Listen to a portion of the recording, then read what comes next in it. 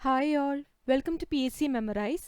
2024 November 2 തൊഴിൽ വാർത്തയിൽ വന്ന കറണ്ട് അഫയേഴ്സും അതിന്റെ വിശദാംശങ്ങളുമാണ് ഈ വീഡിയോയിൽ പറയുന്നത്. കൽക്കരി ഉപയോഗിച്ച് പ്രവർത്തിച്ചു വന്ന അവസാനത്തെ വൈദ്യുത നിലയം ഈയിടെ അടച്ചുപൂട്ടിയ രാജ്യം? ഉത്തരം ബ്രിട്ടൻ.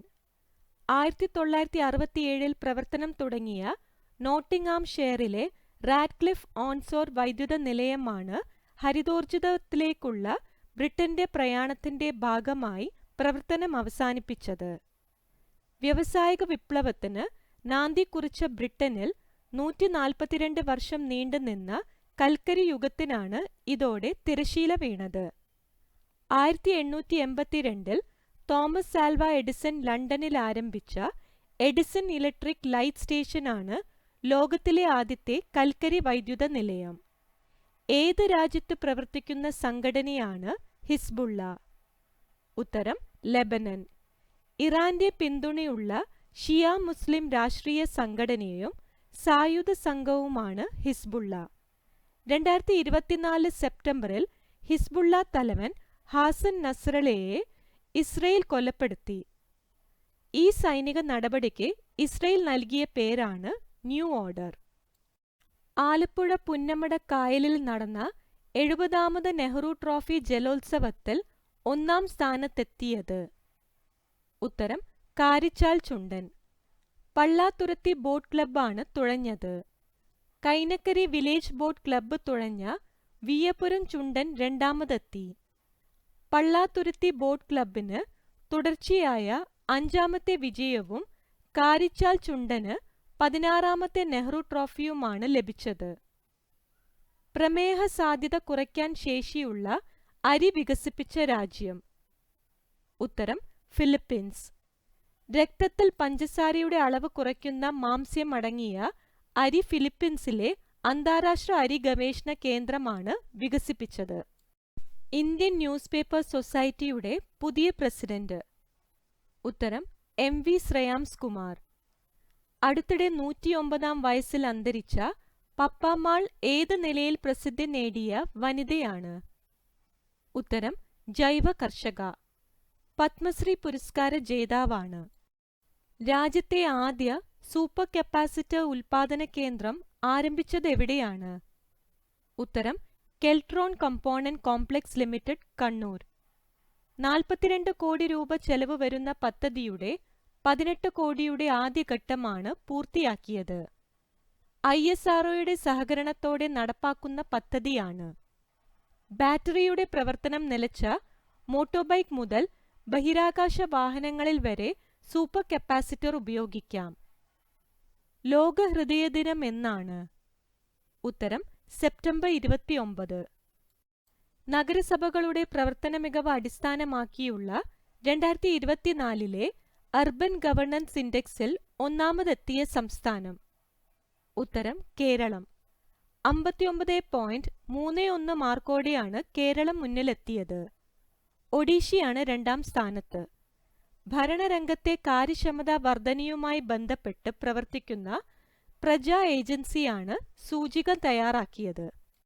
അടുത്തിടെ US സംസ്ഥാനങ്ങളിൽ നാശം വിതച്ച ചുഴലിക്കാറ്റ്? ഉത്തരം ഹെലൻ. 2024 അന്താരാഷ്ട്ര പരിഭാഷാ ദിനം എന്നാണ്? ഉത്തരം സെപ്റ്റംബർ 30. ബൈബിൾ ലാറ്റിൻ ഭാഷയിലേക്ക് പരിഭാഷപ്പെടുത്തിയ വിശുദ്ധ ജെറോമിന്റെ ഓർമ്മ ദിവസമാണ് പരിഭാഷാ ദിനമായി ആചരിക്കുന്നത്. കേരളത്തിലെ ഏത് ജില്ലാ പഞ്ചായത്താണ് അക്ഷയ കേന്ദ്രങ്ങൾ മുഖേന ജീവിത പങ്കാളികളെ കണ്ടെത്താനുള്ള അക്ഷയ മാട്രിമോണി സജ്ജമാക്കിയത്? ഉത്തരം കാസർകോട്. സാമ്പത്തികമായി പിന്നോക്കം നിൽക്കുന്ന യുവതി യുവാക്കളെ സഹായിക്കുന്ന പോർട്ടലാണിത്. US-ലെ ഏത് മുൻ പ്രസിഡന്റിനാണ് 2024 ഒക്ടോബർ 1 100 വയസ്സ് തികഞ്ഞത്? ഉത്തരം ജിമ്മി കാർട്ടർ. 1924 ജോർജിയയിൽ ജനിച്ച കാർട്ടർ ആ സംസ്ഥാനത്തെ ഗവർണർ ആയിരിക്കെയാണ് ഡെമോക്രാറ്റിക് പാർട്ടി സ്ഥാനാർത്ഥിയായി മത്സരിച്ച് US-ന്റെ 39ാം പ്രസിഡന്റായത്. 2002 സമാധാന നോബലിന് അർഹനായി. ഏറ്റവും കൂടുതൽ കാലം ജീവിച്ചിരുന്ന മുൻ US പ്രസിഡന്റ് എന്ന ബഹുമതിയും കാർട്ടറിന് സ്വന്തം.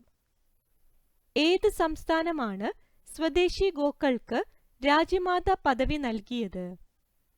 ഉത്തരം മഹാരാഷ്ട്ര. നാടൻ പശുക്കളുടെ പരിപാലനത്തിനായി പ്രതിദിനം 50 രൂപ സബ്സിഡിയും അനുവദിച്ചു. അന്താരാഷ്ട്ര വയോജന ദിനം എന്നാണ്? ഉത്തരം ഒക്ടോബർ 1. ടെസ്റ്റ് ക്രിക്കറ്റിൽ 300 വിക്കറ്റ് തികച്ച എത്രാമത്തെ ഇന്ത്യക്കാരനായ ബൗളറാണ് രവീന്ദ്ര ജഡേജ? ഉത്തരം 7ാമത്തെ. കാൺപൂരിൽ ബംഗ്ലാദേശിനെതിരെയായ 2ാം ക്രിക്കറ്റ് ടെസ്റ്റിലാണ് നേട്ടം സ്വന്തമാക്കിയത്.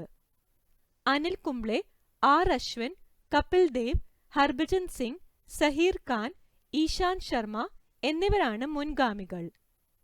ടെസ്റ്റ് ക്രിക്കറ്റിൽ 300 വിക്കറ്റും 3000 റൺസും നേടിയ 11ാമത്തെ താരമാണ് ജഡേജ. ഇന്ത്യക്കാരിൽ 3ാമനും അശ്വിനും കപിൽ ദേവുമാണ് മറ്റു 2 പേർ. അന്താരാഷ്ട്ര കാലിഗ്രഫി ഫെസ്റ്റിവലിന്റെ 2ാം എഡിഷൻ എവിടെയാണ് നടന്നത്? ഉത്തരം കൊച്ചിയിൽ. 2024 ഒക്ടോബർ 2 മുതൽ 5 വരെയാണ് നടന്നത്.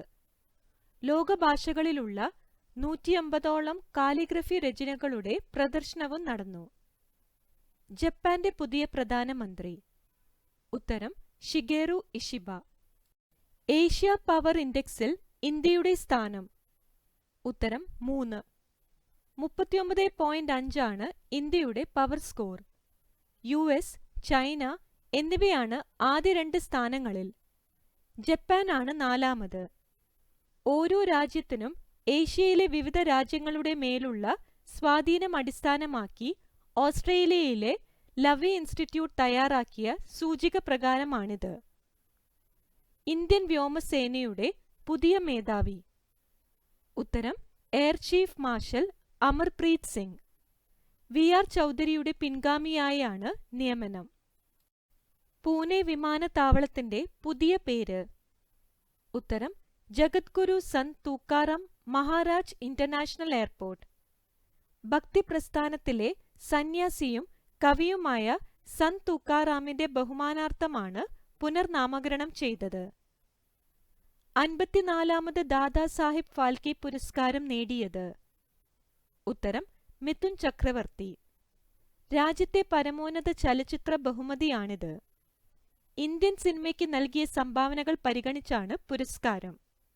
നടനും നിർമ്മാതാവും രാഷ്ട്രീയ പ്രവർത്തകനുമാണ് 1950-ൽ പശ്ചിമ ബംഗാളിൽ ജനിച്ച മിഥുൻ ചക്രവർത്തി. യഥാർത്ഥ പേര് ഗൗരംഗ് ചക്രവർത്തി. മൃണാൽ സെൻ സംവിധാനം ചെയ്ത മൃഗയയിലൂടെ ചലച്ചിത്ര രംഗത്തെത്തിയ മിഥുൻ ചക്രവർത്തി ആ ചിത്രത്തിലൂടെ മികച്ച നടനുള്ള ദേശീയ പുരസ്കാരം സ്വന്തമാക്കി. ഡിസ്കോ ഡാൻസർ, അഗ്നിപഥ് തുടങ്ങിയവ പ്രസിദ്ധ സിനിമകളാണ്. തൃണമൂൽ കോൺഗ്രസിൽ നിന്ന് രാജ്യസഭാ അംഗമായിരുന്നെങ്കിലും പിന്നീട് BJPയിലേക്ക് മാറി. ഇതോടെ ഈ വീഡിയോയിൽ ഉൾപ്പെടുത്തിയ പോയിന്റ്സ് ഒക്കെ ഡിസ്കസ് ചെയ്തിരിക്കുന്നു. ബാക്കിയുള്ള പോയിന്റ്സ് അടുത്ത വീഡിയോയിൽ ഉൾപ്പെടുത്താം. ഈ വീഡിയോ നിങ്ങൾക്ക് ഉപകാരപ്പെടുകയാണെങ്കിൽ ദയവായി ലൈക്കും ഷെയറും സബ്സ്ക്രൈബും ചെയ്യുക. Thank you.